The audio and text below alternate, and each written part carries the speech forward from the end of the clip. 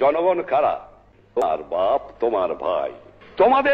তোমাদের যে মায়না আসে কোত্থেকে আসে? সরকারি বেসরকারি কর্মচারী যারা এখানে আছেন তাদের সকলের বেতন আসে বাংলার দুঃখী মানুষের ট্যাক্সের টাকা দিয়ে।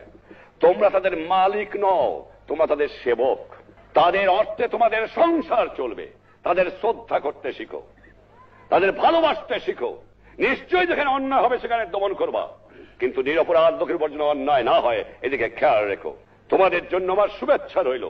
আজ তোমরা বুঝতে পারবা কিনা আমি জানি না, কিন্তু আমার মনে যে কি আনন্দ তোমাদের আমি ভাষায় প্রকাশ করতে পারবো না।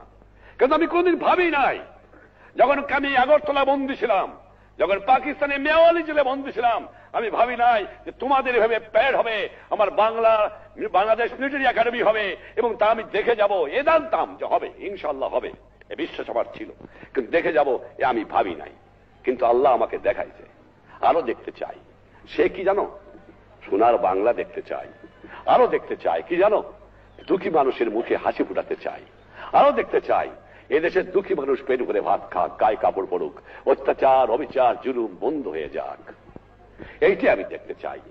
এই জন্য সকলের কাছে আমার আবেদন, আজ তোমাদের এই প্ল্যাটফর্ম থেকে সামরিক বাহিনী, বেসামরিক বাহিনী, জনগণ সকলকে আবেদন করব, সংঘবদ্ধ হয়ে এর বিরুদ্ধে সংগ্রাম করো আর দেশ গড়ার কাজে আত্মনিয়োগ করো।